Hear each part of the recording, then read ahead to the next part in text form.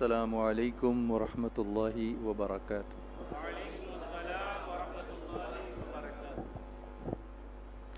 سامنے آ جائیے، سب سامنے بیٹھیے۔ الحمد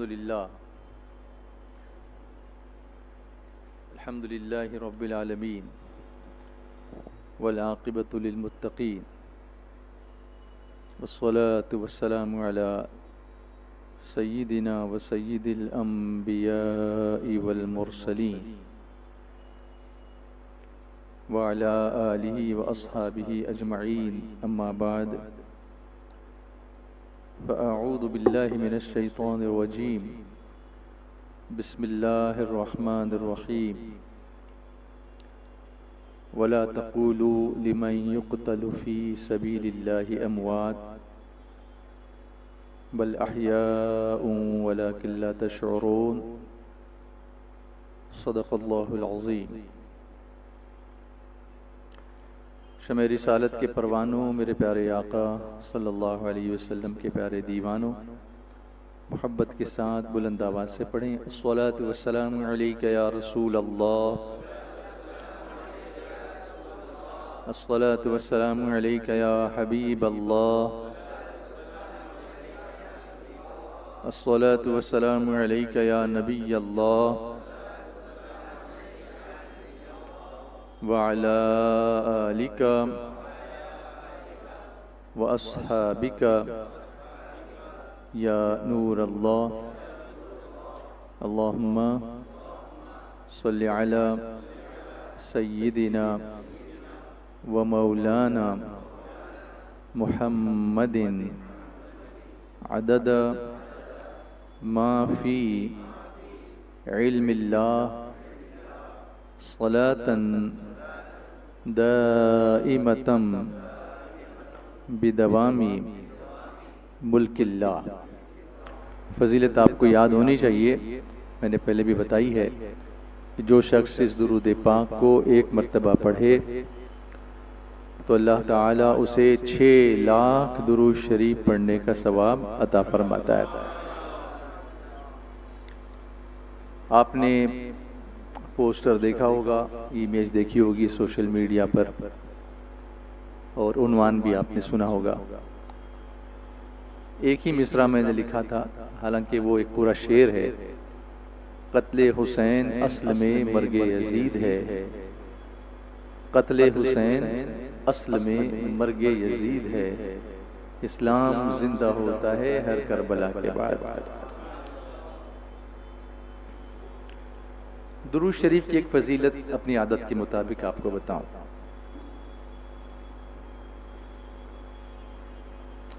سرور کائنات جناب محمد رسول اللہ صلی اللہ علیہ وآلہ وسلم نے فرمایا، جو مجھ پر درود پاک پڑھے، حدیث شریف میں جو الفاظ آئے ہیں وہ فرسٹ پرسن کے آئے ہیں، ضمیر نہیں آئی ہے، جو محمد مصطفیٰ صلی اللہ علیہ وسلم پر درود پاک پڑھے اس کا دل منافقت سے ایسا پاک ہو جائے گا جیسے کپڑا پانی سے پاک ہو جاتا ہے۔ درود شریف دل کی پاکیزگی کا سبب ہے، درود شریف ہمارے اعمال کی پاکیزگی کا سبب ہے۔ شہد کی مکھی کے بارے میں آپ نے سنا ہوگا، کسی خوش قسمت مکھی ہے کہ اس کے نام کی پوری سورت اللہ نے قرآن پاک میں نازل فرمائے، سورۃ النحل، اور یہی ایک مکھی ہے جو حضور کی بارگاہ میں حاضر ہونے کا شرف حاصل کرتی تھی۔ باقی کسی مکھی کی مجال نہیں تھی کہ بارگاہ مصطفیٰ میں آ کے حضور کے بدن پہ بیٹھے، کیونکہ حضور پاک ہیں، اور مکھیاں گندی جگہوں پر بیٹھتی ہیں۔ مکھیوں کی عادت ہی ایسی ہے کہ وہ زیادہ تر گندی جگہوں پر ہی جا کر بیٹھتی ہے، اور کچھ لوگوں کو بھی اس طرح کی عادتیں ہوتی ہیں کہ وہ 1000 اچھائیاں چھوڑ کر کسی ایک برائی کو ہی پوائنٹ آؤٹ کرنے لگتے ہیں۔ جیسے ایک مرتبہ میں کلاس میں، ابھی آج کل تو وائٹ بورڈ استعمال ہوتے ہیں، پہلے تو بلیک بورڈ تھے، تو وائٹ بورڈ استعمال ہوتے ہیں۔ میں ٹیچرز کی ٹریننگ لے رہا تھا، تو وائٹ بورڈ پر میں نے بلیک مارکر پین سے ایک ڈاٹ لگا دیا اور ٹیچر سے پوچھا کہ what do you see on the board, آپ کو کیا نظر آتا ہے؟ تو سب نے کہا black spot, black spot, black spot. میں نے کہا یو آر رائٹ، لیکن اتنا بڑا بورڈ آپ کو نظر نہیں آیا۔ کسی ایک نے بھی نہیں کہا کہ ہم کو اتنا بڑا وائٹ بورڈ دکھتا ہے، اس میں ایک نقطہ کالا تھا، وہی دکھ رہا تھا۔ اسی طرح سے کبھی کبھی انسان ہزاروں اچھائیاں کرے لیکن ایک برائی کر دے نا، بس چرچا اسی برائی کا ہوگا۔ یہ فطرت انسان کی ایسی پتہ نہیں کیوں ہوتی ہے، کچھ لوگوں کی ایسی فطرت ہوتی ہے۔ کلاس میں ایک دن ایسا کیا میں نے اسٹوڈنٹس کے ساتھ، وہ تو ٹیچرز کے ساتھ تھا، یہ اسٹوڈنٹس کے ساتھ کیا کہ ٹیبلز لکھتے ہیں نا، پہاڑے جس کو اردو میں بولتے ہیں، انگلش میں ٹیبلز بولتے ہیں۔ تو 3 کا پہاڑا ہے، 3 1 3 3 2 6، بولیے 3 3 9 3 4 میں نے 12 کی جگہ 11 لکھ دیا، باقی سب برابر لکھا۔ جیسے ہی میں نے لکھا ساری کلاس سر سر سر سر 3 4 3 4 3 4۔ میں نے کہا what happened to you، کیا ہوا آپ کو؟ کہا وہ مسٹیک ہو گئی۔ میں نے کہا 9 چیزیں رائٹ لکھی ہے، پہلے اس کی تعریف تو کرتے، ایک مسٹیک کو پکڑ کے بیٹھ گئے۔ اب رب کی رحمت کو دیکھیں کہ 1000 گناہ ہم کرتے ہیں، لیکن کوئی ایک نیکی آپ کر لو، اس کے بدلے میں وہ اپنی مغفرت کی نوید مسرت ہم کو عطا فرما دیتا ہے۔ اسی لیے اللہ کو معافی پسند ہے، معافی پسند ہے۔ اسی لیے ہم شب قدر میں جو سب سے اونچی دعا حضور نے سب کو تعلیم فرمائی، اللہم انک عفو تحب العفو فاعف عنی، اے اللہ بے شک تو معاف کرتا ہے، معافی کو پسند کرتا ہے، پس تو مجھے معاف فرما۔ ہماری زندگی میں اگر یہ مکھی والی ورتی نہیں آئے نا کہ صرف عیب کو پکڑنا، اچھا تو بتا یہ رہا تھا ہمیں کہ مکھیوں کی عادت یہ ہے کہ وہ گندگی پہ زیادہ بیٹھتی ہے، جا کر پورے بدن پہ خوشبو لگی ہو لیکن یہ جگہ کہیں زخم ہو تو مکھی خوشبو پہ نہیں بیٹھے گی، وہ جو پیپ نکل رہا ہے وہیں جا کے بیٹھے۔ تو ایسے لوگ جب مجھے ملتے ہیں تو میں ان کو مکھی والا آدمی کہتا ہوں۔ آپ بولنے مت لگنا ایسا کسی کو، یا پھر آپ کے ذہن میں اگر کسی کا خیال آتا ہو تو وہ میرا قصور نہیں ہے، وہ اللہ اس کو ہدایت دے، ہم سب کو ہدایت دے اللہ تعالیٰ، ہم سب کو نیک توفیق عطا فرمائے۔ لیکن میری بات آپ کو صحیح لگ رہی نا؟ لیکن شہد کی مکھی کا معاملہ ڈیفرنٹ ہے، وہ برائی، وہ گندگیوں پر نہیں بیٹھتی، وہ صرف پھولوں کا رس چوستی ہے، پاک جگہوں پر جاتی ہے، اور اسی لیے اس کو اجازت ہے کہ وہ حضور کی بارگاہ میں حاضر ہوتی تھی۔ سبحان اللہ۔ صرف ہم کو بھی پتہ چلا کہ اگر حضور کی بارگاہ میں قریب ہونا ہو تو پاکی کو اختیار کرنا پڑے گا، اور وہ پاکی بدن کی بھی ہوگی اور ہمارے دل کی بھی ہوگی۔ اس کا ایک ذریعہ کثرت سے درود پڑھنا ہے۔ ایک دن میرے آقا کہیں سفر فرما رہے تھے اور صحابہ کرام کو بھوک لگی ہوئی تھی، صحابہ نے عرض کیا کہ حضور روٹی تو ہے لیکن سالن نہیں ہے۔ دیکھو صحابہ کا عقیدہ یہ تھا کہ کچھ بھی تکلیف ہوتی، کچھ بھی ضرورت ہوتی تو کس کی بارگاہ میں آتے تھے؟ حضور صلی اللہ علیہ وسلم کی بارگاہ میں۔ اعلیٰ حضرت نے جو لکھا ہے وہ یوں ہی نہیں لکھا کہ لا ورب العرش جس کو جو ملا ان سے ملا، بڑھتی ہے کونین میں نعمت رسول اللہ کی۔ تو حضور علیہ الصلوۃ والسلام نے یہ نہیں فرمایا کہ سفر تو میں بھی تمہارے ساتھ کر رہا ہوں، اب یہ سالن میں کہاں سے لاؤں گا؟ نہیں، حضرت علی کو بلایا، کرم اللہ تعالی وجہ الکریم، اور فرمایا کہ علی فلاں جگہ پر جاؤ، جگہ بھی حضور بتا رہے ہیں، وہاں ایک شہد کی مکھی کا چھتا ہوگا، وہاں سے شہد لے کر کے آؤ۔ حضرت علی پہنچو تو ایگزیکٹلی اسی جگہ پہ شہد کا چھتا موجود تھا۔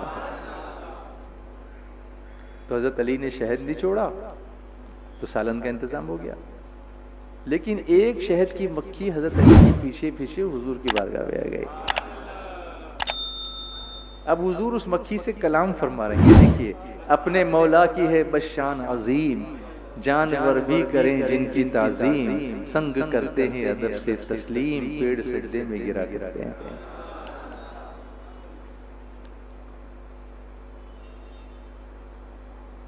تو سرکار علیہ الصلوۃ والسلام سے کچھ گفتگو ہوئی اس کی. پھر میرے آقا نے اس سے کچھ پوچھا. صحابہ نے کہا کہ عرض کیا کہ حضور یہ کیا گفتگو ہو رہی ہے؟ تو میرے آقا نے فرمایا کہ میں نے اس مکھی سے سوال کیا ہے کہ تم شہد کیسے بناتی ہو؟ تو اس نے کہا کہ حضور ہم مختلف علاقوں میں چمن میں جاتی ہیں. قرآن پاک میں اس کو بیان کیا ہے کہ وہ جب وہ نکلتی ہیں اپنے چھتے سے تو ان کو راستہ کون بتاتا ہے؟ کون سا نیویگیشن سسٹم ان کے پاس ہے؟ اس کو سٹڈی کروا. پھر واپس وہ اپنے ہی چھتے پہ کیسے آتی ہے؟ حالانکہ پہاڑوں میں چھتے تو کئی اور ہوتے ہیں، کئی سارے ہوتے ہیں، لیکن وہ ریٹرن آئے گی تو برابر اپنے چھتے میں آئے گی. یہ بھی اس کی ایک امیزنگ تھنگ ہے، برابر اتنا آنا. تو وہ اس کرتی ہے کہ حضور ہم جاتی ہیں چمن میں، پھولوں کا رس چوستی ہیں اور پھر واپس اپنے چھتے پہ آ کے اس کو اگل دیتی ہیں، تو پھر وہی جو رس ہے وہ شہد بن جاتا ہے.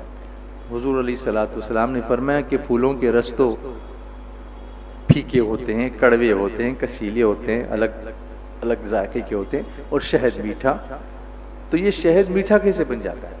اب وہ عرض کرتی ہے کہ حضور جب ہم اس رس کو لے کے نکلتی ہیں نا اپنے چھتے کی طرف تو راستے بھر آپ پر درود پڑتی بھی جاتی ہے، اور اس درود شریف کی برکت سے اللہ تعالی ہمارے کڑوے کسیلے اس پھیکے رس کو میٹھے شہد میں تبدیل فرماتا ہے. اور ایسا تبدیل فرماتا ہے کہ قرآن پاک میں اللہ نے فرمایا فیہ شفاء للناس، اس میں لوگوں کے لیے شفا ہے. شہد میں لوگوں کے لیے شفا ہے. علماء یہاں یہ نقطہ بیان فرماتے ہیں کہ جس طرح سے درود شریف کی برکت سے پھیکے کڑوے رس پھولوں کے میٹھے شہد میں تبدیل ہو جاتے ہیں اور شفا دینے والا بنا دیتے ہیں، اسی طرح سے درود شریف سے ہماری پھیکی عبادتیں، ہمارا دھیان کدھر، عبادت کدھر، سوچتے کیا ہیں، پڑھتے کیا ہیں، کچھ پتہ نہیں ہے. پڑھتے کہ اس کا مطلب بھی ہم کو معلوم نہیں ہے. کل میں نے ایک جگہ بیان کر رہا تھا تو میں نے ان سے لوگوں سے پوچھا کہ آپ مرکز پہ کیوں نہیں آتے؟ تو چپ ہو گئے. پھر میں نے کہا کہ ایک بات میں آپ سے پوچھتا ہوں، اگر آپ جواب دے دو تو ٹھیک ہے، پھر آپ کو مرکز آنے کی دعوت میں دوں کہ نہیں دوں سوچنا پڑے گا مجھے، لیکن ایک چیز کا جواب دے دو. بولے ٹھیک ہے. میں نے ان سے کہا کہ نماز پڑھتے ہیں؟ تو بولے ہاں. میں نے کہا کہ یہ بتائیے کہ سمیع اللہ لمن حمیدہ اس کا مطلب کیا ہوتا ہے اور ہم کیوں پڑھتے ہیں اس کو نماز میں؟ ایک بندہ بھی جواب نہیں دے سکا، حالانکہ وہ پورا علاقہ بھرا ہوا تھا. ایک بندہ بھی جواب نہیں دے سکا. مجھے امید ہے کہ آپ لوگوں کو تو پتا ہوگا، نہیں تو پھر آپ کو بھی سوچنا پڑے گا کہ آپ کیا کر رہے ہیں، کیا نماز پڑھ رہے ہیں، نماز میں ہمارا کیا حال ہو رہا ہے، ہمیں کچھ پتا نہیں ہے. تو یہ ساری جو پھیکے پن والی چیزیں ہیں، اللہ کرے کہ درود شریف کی برکت سے اللہ تعالیٰ اس کو مٹھاس میں تبدیل فرما دے. تو درود شریف نفاق کو دور کرتا ہے. جو بندہ مسلسل درود پڑھتا رہتا ہے تو اس بندے کا دل منافقت سے ایسا پاک ہو جاتا ہے جیسے کپڑا پانی سے پاک ہو جاتا ہے. اب آتے ہیں اپنے ٹاپک کی طرف. درود شریف یہ تھوڑی تربیت ہو گئی کہ چلو ہم کو ایک کام کرنا ہے کہ ہمیں مسلسل کیا کرنا ہے، درود شریف کی کثرت کرنی ہے. کربلا میں دو مختلف طاقتوں کا ٹکراؤ تھا. آج میں گفتگو کر رہا ہوں قتل حسین اصل میں مرگ یزید ہے. ایک طرف یزید کا پاور ہے، سیاسی پاور ہے، اس کا فوج ہے، طاقت ہے، اسلحہ ہے، حکومت ہے. جب حکومت ہوتی ہے تو سب کچھ ان کے ہاتھ میں ہوتا ہے نا. دوسری طرف امام ہے، امام علی مقام. کیا یہ صرف محض دو شخصوں کی لڑائی ہے؟ Is it a war of two persons؟ دو شخصوں کی لڑائی ہے. دو لوگ تو آپس میں کہیں بھی لڑتے رہتے ہیں. اگر یہ صرف دو لوگوں کی لڑائی ہوتی، یا دو شہزادوں کی لڑائی ہوتی، یا دو پرنسس کی لڑائی ہوتی، یا دو بادشاہوں کی لڑائی ہوتی، تو تاریخ میں کہیں لکھی ہوتی اور دفن ہو جاتی. ہر سال اس کا یوں اعادہ نہیں ہوتا. کہ اس کا یہ اعادہ ہونا، اس کا پھر سے اس کو دہرایا جانا، یاد کیا جانا، اس کو سمجھایا جانا، لوگوں تک پہنچایا جانا، یہ بتا رہا ہے کہ یہ کوئی غیر معمولی چیز ہوئی ہے. something very very strong and far from normal. کیا یہ جائیداد کی لڑائی تھی؟ امام حسین کے پاس کیا کمی تھی؟ سب کچھ آپ کو اللہ اس کے رسول نے عطا فرمایا تھا. تخت اور حکومت کی لڑائی تھی؟ نہیں تھی. حقیقت میں یہ دو ایسی طاقتوں کا ٹکراؤ تھا کہ ایک طرف اقتدار کی طاقت تھی، حکومت تھی، اور دوسری طرف اخلاق اور کردار کی طاقت تھی. دو اس طرح کی مختلف طاقتیں تو تھیں، لیکن ان کا ڈیفینیشن ایک طرف حکومت ہے، اقتدار ہے، پاور ہے، اور دوسری طرف اخلاق اور کردار ہے. کربلا میں فوجی طاقت کس کے پاس تھی؟ یزید کے پاس تھی. 22,000 کا لشکر، امام حسین کے پاس 72. اس میں بھی سارے سپاہی نہیں ہیں، 6 مہینے کا بچہ بھی ہے، 18 سال کا جوان بیٹا بھی ہے، بیمار زین العابدین بھی ہیں، بچیاں بھی ہیں، بھتیجے ہیں، بھانجے ہیں، برادر ہیں، بھائی ہیں. سب یہ کوئی فوجی نہیں آئے تھے، کسی کو لے کر نہیں آئے. امام لوگ خواہشیں کر رہے تھے کہ ہم آپ کے ساتھ چلیں گے، آپ نے سب کو منع فرما دیا. خزانہ بظاہر کس کے پاس تھا؟ جواب دیجئے، یزید کے پاس تھا. ظاہری اسباب کس کے پاس تھے؟ یزید کے پاس تھے. ایک لڑائی جیتنے کے لیے جو کچھ چیزیں بظاہر اسباب کے طور پر چاہیے تھیں وہ سب یزید کے پاس موجود تھی، مگر امام علی مقام کے پاس کیا تھا؟ سبحان اللہ. سب سے پہلے ایمان، تقوی، پرہیزگاری، صبر، توکل، کردار، اخلاق، سچائی، بے داغ ماضی، اور تیری نسل پاک میں ہے بچہ بچہ نور کا، تو ہے عین نور، تیرا سب گھرانہ نور کا. حضور کی نسبت تھی جو یزید کے پاس نہیں تھی. یہ ساری کی ساری طاقتیں امام علی مقام کے پاس تھی. اچھا، پھر بیک گراؤنڈ میں اگر ہم جاتے ہیں، قتل حسین اصل میں مرگ یزید ہے. ایک نقطہ میں بیان کرتا ہوں یہاں پر جو آپ سب یاد رکھیں گے تو بہت بہتر ہوگا. شہید تو امام حسین ہوئے، یزید تو نہیں مرا تھا اس وقت.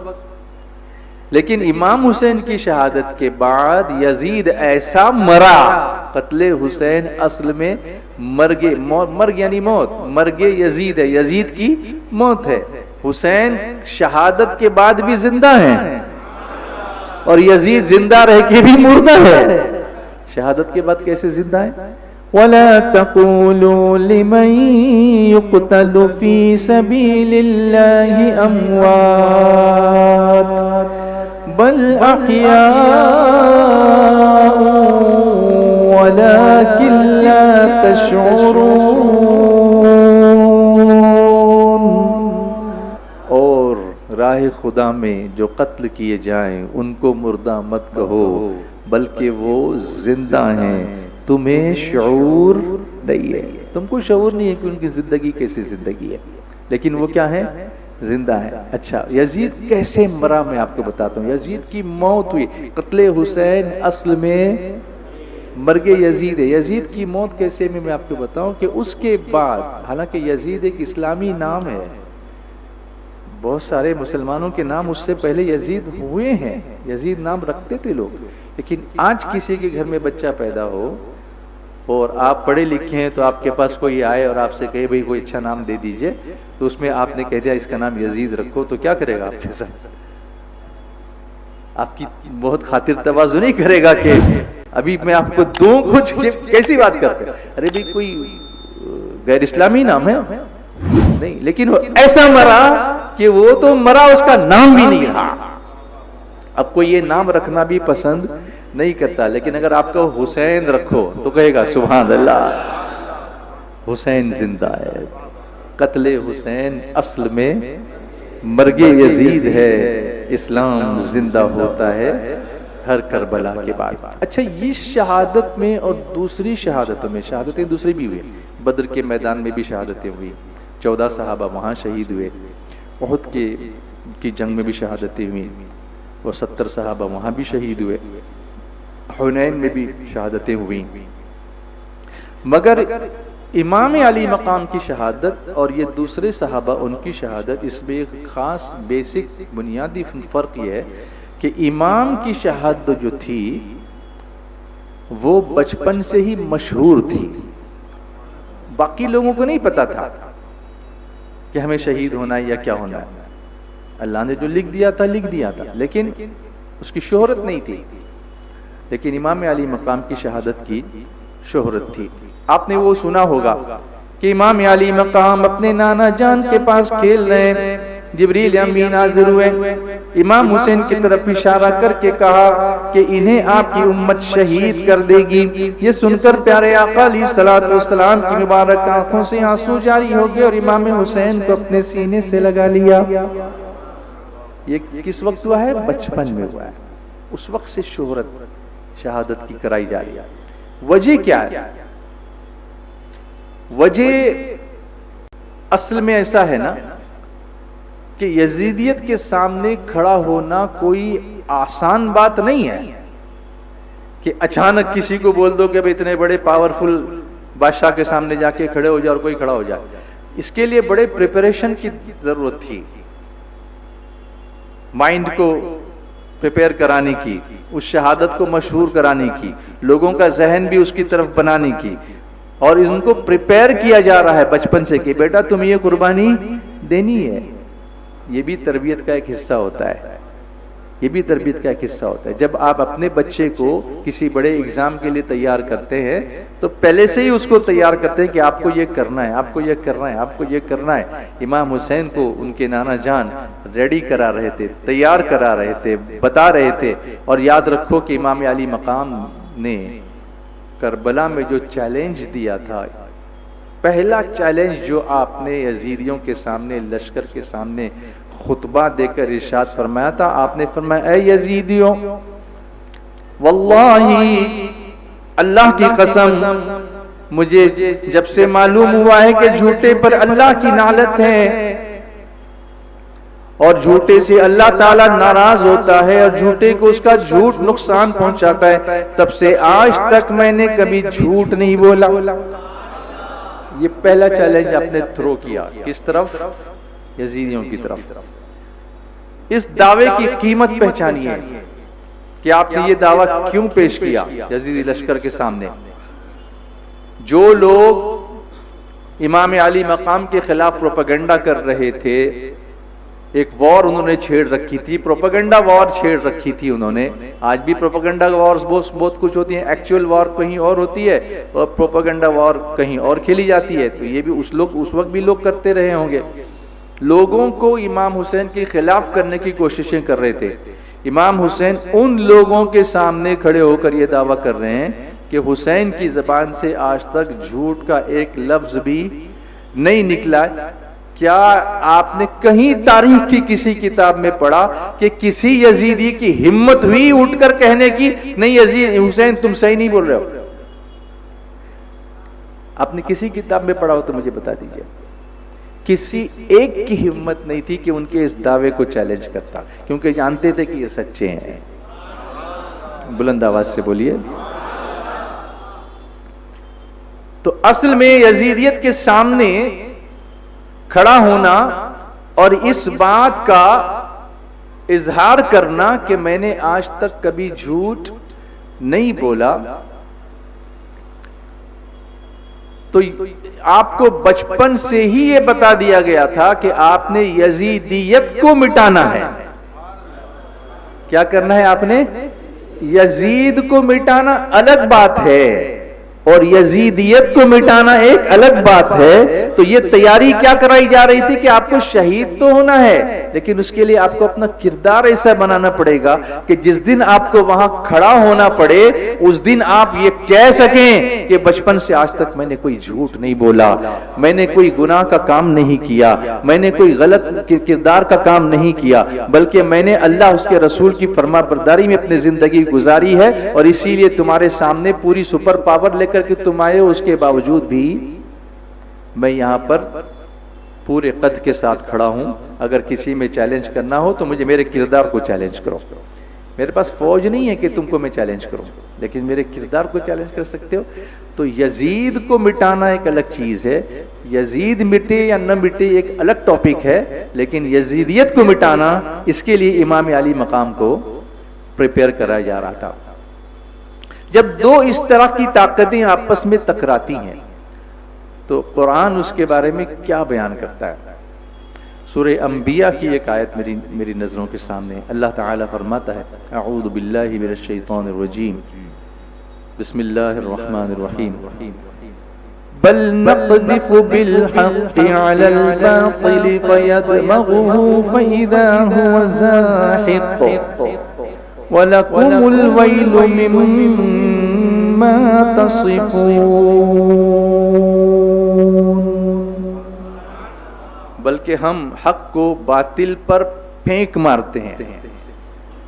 اللہ فرماتا ہے کہ ہم حق کو باطل پر we throw حق at باطل. جب ہم وار کرتے ہیں تو حق کو باطل پر پھینک مارتے ہیں, اور جب ہم پھینک مارتے ہیں تو وہ اس کا دماغ نکال دیتا ہے. بمبئی کی بھاشا میں بھیجا نکال دیتا ہے کہ جب حق باطل سے جا کے ٹکراتا ہے وَقُلْ جَاءَ الْحَقُّ وَزَهَقَ الْبَاطِلُ إِنَّ الْبَاطِلَ كَانَ زَهُوقًا. اے محبوب تو فرما دو کہ حق آیا اور باطل گیا, اور باطل تو جانے کے لیے.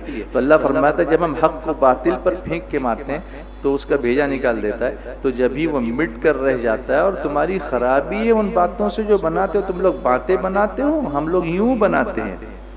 ہم جب حق کو کھڑا کرتے ہیں تو باطل کا بھیجا نکل جاتا ہے. تو یزید نیست و نابود ہوا, یزیدیت بھی نیست و نابود ہوئی. کربلا کے بعد کے حالات اس پر شاہد ہیں کہ یزیدیت کیسے نیست و نابود ہوئی اور یزید کیسے مرا. قتل حسین اصل میں مرگ یزید ہے. اب کربلا کے بعد کے حالات آپ دیکھیے. یزیدی لشکر نے شہیدان کربلا کے مقدس سر نیزوں پر اٹھائے. اب دیکھیے یزیدیت کیسے شکست کھاتی ہے. نیزوں پر اٹھانے کے پیچھے ان کا مقصد بے حرمتی کرنا تھا. ان کا مقصد کیا تھا کہ دیکھو ہم کیسے جیت کر کے آئے ہیں, کہ یہ دیکھو ان کے سر ہم نے اٹھا کے کہاں رکھے ہیں, نیزوں کے اوپر اٹھا کے رکھے. یعنی بے حرمتی مقصد تھا ان کا. لیکن اصل میں وہ نہیں جانتے تھے کہ بے حرمتی نہیں ہو رہی ہے, ان سروں کی عزت اللہ اور بلند فرما رہا ہے کہ تمہارے سر آٹومیٹک نیچے ہو گئے ہیں اور نیزے پہ ان کا سر اونچا ہو گیا ہے. مولانا حسن رضا نے اسی لیے لکھا نا, سر شہیدان نے محبت کے نیزوں پر بلند, سر شہیدان نے محبت کے نیزوں پر بلند, اور اونچی کی خدا نے قدر و شان اہل بیت, اور اونچی کی خدا نے قدر و شان اہل بیت. تم کو مزدہ نار کا دشمنان اہل بیت, تم کو مزدہ دشمنان فاطمہ کے لاڈلے کا آخری دیدار ہے. فاطمہ کے لاڈلے کا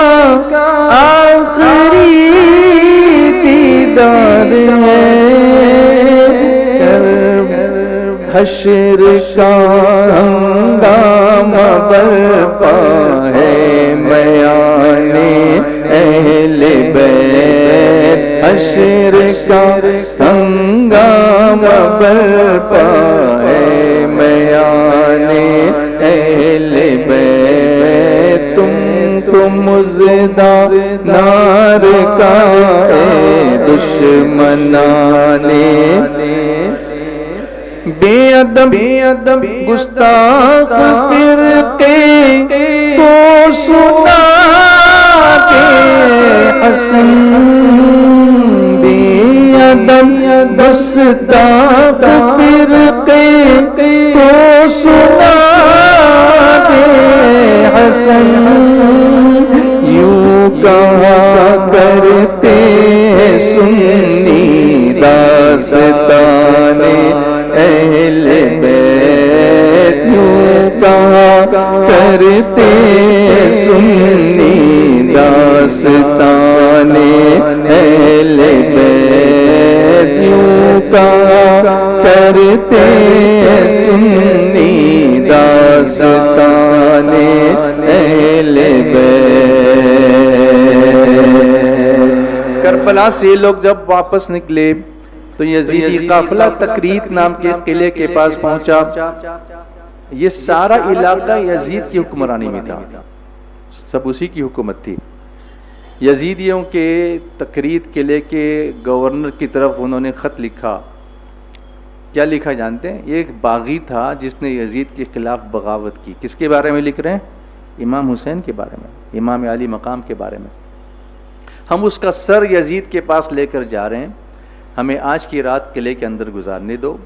چونکہ لوگوں کو اصل واقعے کی خبر نہیں تھی، وہ قلعے والوں کو، تو انہوں نے یزیدی فوج کے استقبال کے لیے پرچم لہرا دیا کہ چلو بھائی بادشاہ کا لشکر آ رہا ہے۔ قلعے کے دروازے کھول دیے گئے، لیکن جوں ہی یہ بد نصیب قلعے کے قریب پہنچے، لوگوں کی نگاہ اہل بیت کے مقدس سروں پر پڑی۔ ایک شخص نے پہچان کر پکارا، لوگو یہ کسی باغی کا نہیں، یہ تو نواسے رسول کا سر ہے۔ اللہ اکبر۔ یہ سنتے ہی لوگوں نے یزیدی فوج پر لعنت شروع کر دی اور انہیں وہاں سے کہا بھاگو یہاں سے، تم کو قلعے میں ہم پناہ نہیں دیں گے۔ لوگوں کو پتہ نہیں تھا کہ اس طرح سے کچھ واقعہ ہوا ہے، وہاں سے ان کو بھگا دیا گیا۔ ابھی یہاں سے ذلیل ہوئے، دیکھو قتل حسین اصل میں مرگ یزید ہے، عزت حسین کو مل رہی ہے اور یوں مر رہا ہے، وہ یوں مر رہا ہے، یوں مر رہا ہے۔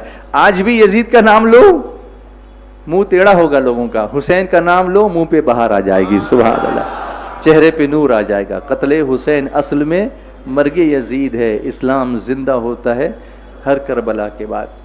اب جب یہاں سے ان کو بھگایا گیا تو ایک اور جگہ پر پہنچے، یہاں کے لوگوں نے پھر سر مقدس دیکھے تو حضور صلی اللہ علیہ وسلم پر وہ درود بھیجنے لگے، اور ساتھ ہی ساتھ جانتے وہ کیا کہتے تھے؟ حضور پہ درود بھیجتے تو کہتے تھے یا قتلت اولاد الانبیاء اخرجوا من بلدنا، اے انبیاء کی اولاد کے قاتلوں ہمارے شہر سے نکل جاؤ۔ قتل حسین اصل میں مرگ یزید ہے۔ یہ سلسلہ اس کے بعد ہی شروع ہو گیا تھا کہ ان کی ذلت شروع ہو گئی تھی، لوگ ان کو کہیں کھڑا کرنے کو تیار نہیں تھے۔ اب یہاں سے بھی ذلیل ہو کے نکلے تو موصل پہنچے۔ موصل ایک شہر آج بھی ہے، وہ شہر عراق میں ہے۔ تو وہاں کے لوگوں کو جب خبر ہوئی تو انہوں نے 40,000 کا لشکر تیار کیا اور یزیدی قافلے کے ساتھ جنگ کرنے کے لیے تیار ہو گئے، 40,000 کا لشکر لے کر۔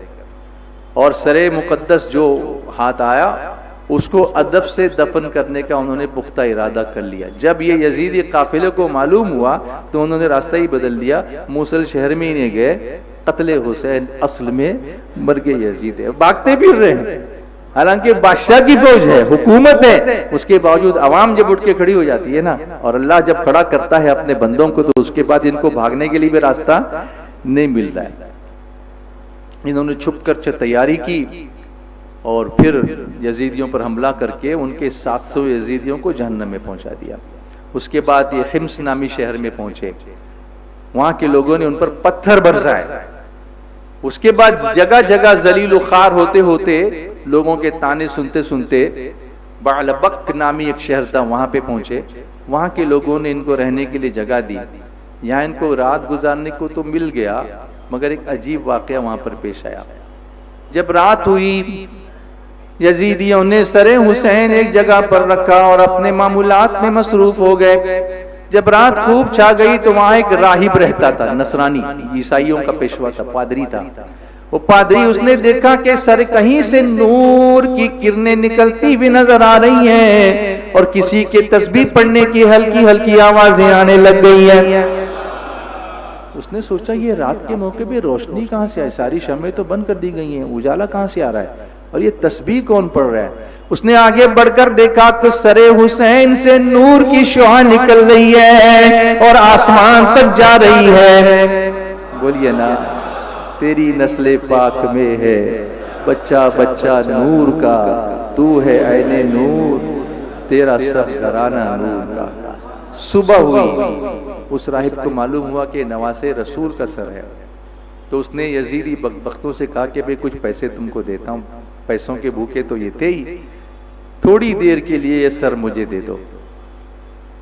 اس نے سر پاک کو اپنے سامنے رکھا، اپنے گھر لے گیا، اپنے سامنے رکھا، دیکھتا جاتا تھا روتا جاتا تھا، دیکھتا جاتا تھا روتا جاتا تھا. آخر دیدار امام حسین کی برکت سے اس کا سینہ منور ہو گیا، روشن ہو گیا. اس نے پکار کر کہا، امام افسوس ہے کہ میں آپ کے قدموں پر اپنی جان قربان نہیں کر پایا، بس اتنی سی درخواست آپ کی خدمت میں کرتا ہوں کہ اپنے نانا جان کی خدمت میں مجھ گنہگار کی سفارش کر دیجئے گا اور عرض کر دیجئے گا کہ میں اللہ کے ایک ہونے کی اور محمد صلی اللہ علیہ وسلم کے اللہ کے رسول ہونے کی گواہی دیتا ہوں. اس نے کلمہ پڑھ لیا، سر انور کے سامنے پڑھا، لا الہ الا اللہ محمد الرسول اللہ.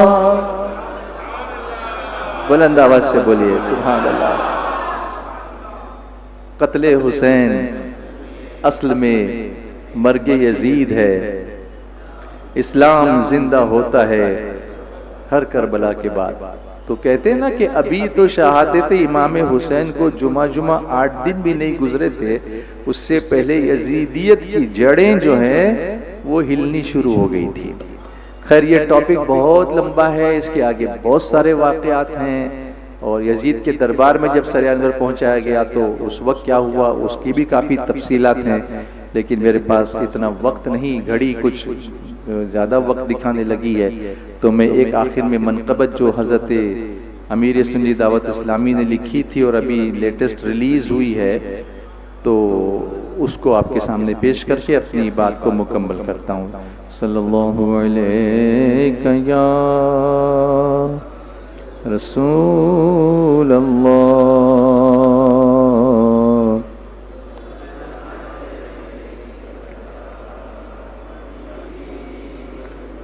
سب مل کر پڑھیے، صلی اللہ علیہ یا رسول اللہ وسلم علیہ یا.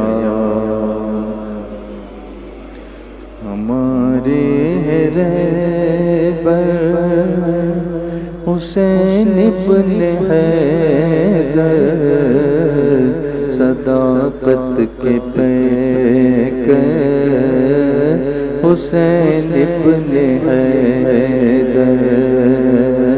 ہمارے رہبر حسین ابن حیدر، صداقت کے پیکر حسین ابن حیدر. کیا جس کی خاطر طویل اپنا سجدہ، کیا جس کی خاطر طویل اپنا سجدہ، کیا جس کی خاطر طویل اپنا سجدہ، کیا جس کی خاطر طویل اپنا سجدہ، مصیبت پیمبر حسین ابن حیدر، مصیبت پیمبر حسین ابن حیدر، ہمارے رہبر، بولو نا بلند آواز سے بولو، صداقت کے پیکر حسین ابن حیدر، لہو سے کیا جس نے اسلام زندہ، لہو سے کیا جس نے اسلام زندہ، لہو سے کیا جس نے اسلام زندہ، لہو سے کیا جس نے اسلام زندہ، علی کا وہ دلبر،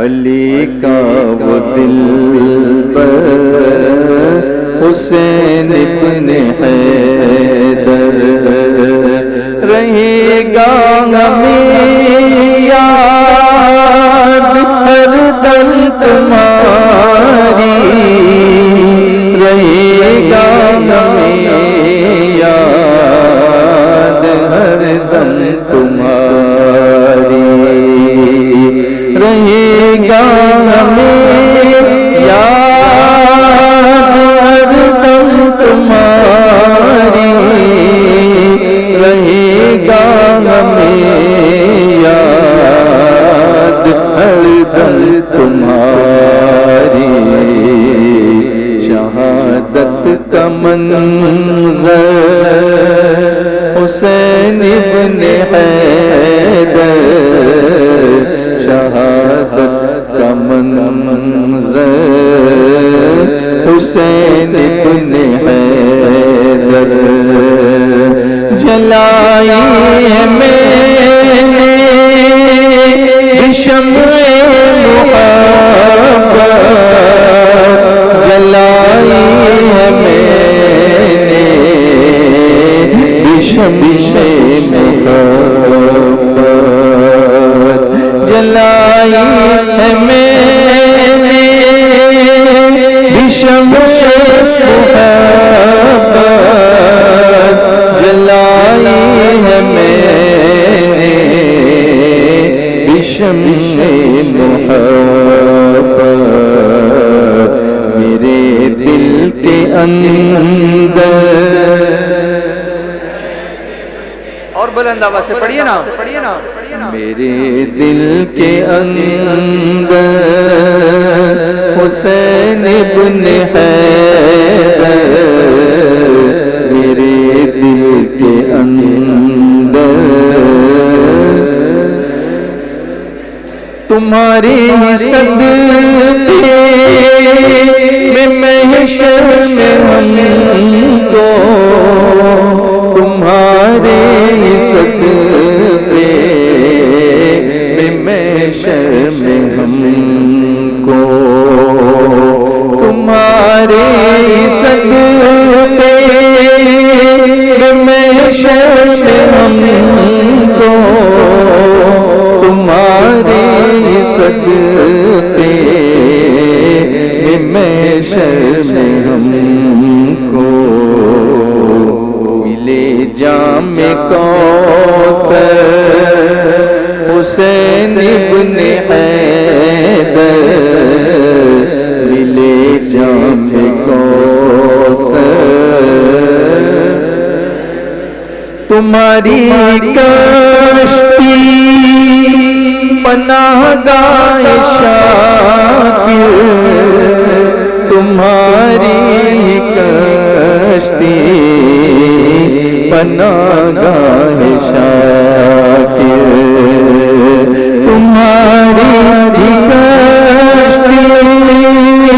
پناہگاہ شاہ تمہاری کشتی پناہگاہ شاہ تمہیں میرے یاور حسین ابن حیدر تمہیں میرے یاور حسین ابن حیدر ہمارے رہبر حیدر صداقت کے پیکر حسین ابن حیدر. تو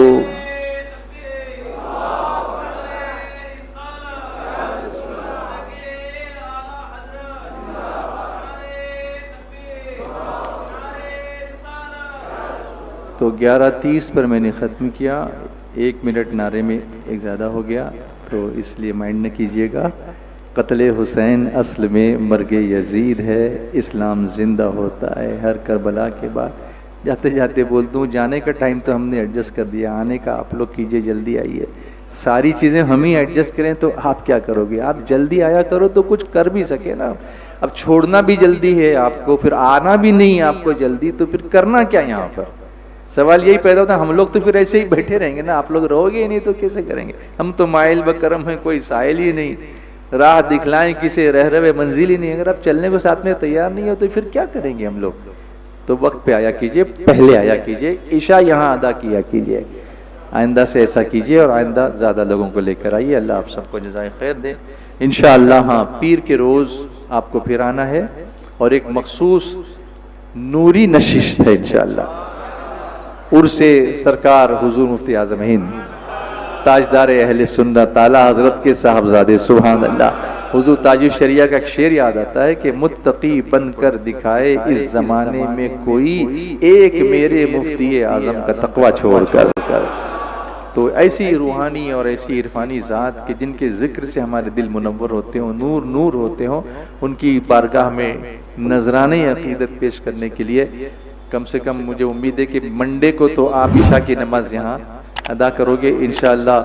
رئیس المفسرین علامہ قاری ظہیر الدین خان صاحب, چونکہ سرکار مفتی اعظم ہند سے بہت فیض آپ نے حاصل کیا, تو وہ بھی ہوں گے.